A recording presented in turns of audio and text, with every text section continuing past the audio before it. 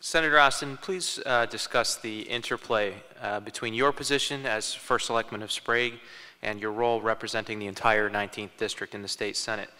How do you account for potential conflicts of interest and ensure that when you're in Hartford, you're representing every town in the district? That's really easy. Thank you very much for that question. You know, everybody in the General Assembly has a second job. And if there were, I've already checked, and there is no conflict of interest in the General Assembly. And I've brought resources back for every single town in the district. I've met with every town manager or first selectman in the district. I've met with every superintendent in the district to talk about the resources that they need, and I've worked towards that. Most recently, bringing back $1.3 million for Ram High School to deal with the traffic issue that they had that resulted in the death of a teacher. I've worked on small things and large things for every single town and made sure that the resources are evenly distributed, and I would continue to do so. And Ms. Crouch, you have 90 seconds.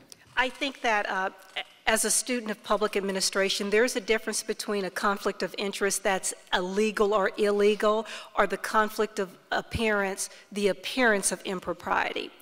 And one of the things, as a fiscal conservative, you're not bringing back my dollars. I pay in millions of dollars, the state takes their cut and dribbles back money to individual communities. That's not the way it should work. If those tax dollars stayed in those communities, then they would need to beg and want additional dollars to come back to them. And this is kind of, in a way, where we've gotten out of whack in this state. We need to keep the tax dollars locally. We're bringing back money, and that's what they say, but really it's your money to begin with. That's money that we all paid in taxes. And there are fiscal policies that happen. Friday, I was at a meeting, and the superintendent said there were 50 pieces of legislation passed in the last legislative session that they're still trying to get a handle on how that's going to affect children in Norwich School District. So I think that even though Cathy works closely with other people, there are only so many hours in the day.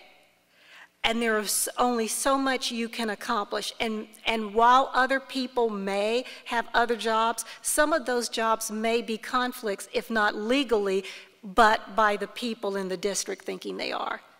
Another 30 seconds, Senator Osten.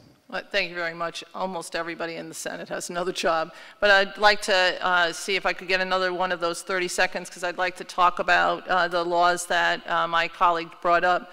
There were several laws that were passed that revolve around education. Student data privacy is one of those laws. The Student Data Privacy Bill was passed as a result of parents coming to the legislature saying that their students' private information was being shared, and this is now not allowed. This is a privacy issue, and it's one that should have been passed, and it should have probably been passed even earlier than that. In addition, thank you. Thank you. In addition, graduation requirements was asked by the teachers, excuse me, by the school system. That's your 30 seconds. Thank you. The next question is you, Ms. Crouch. It might be the last question. We're getting near the end of our hour.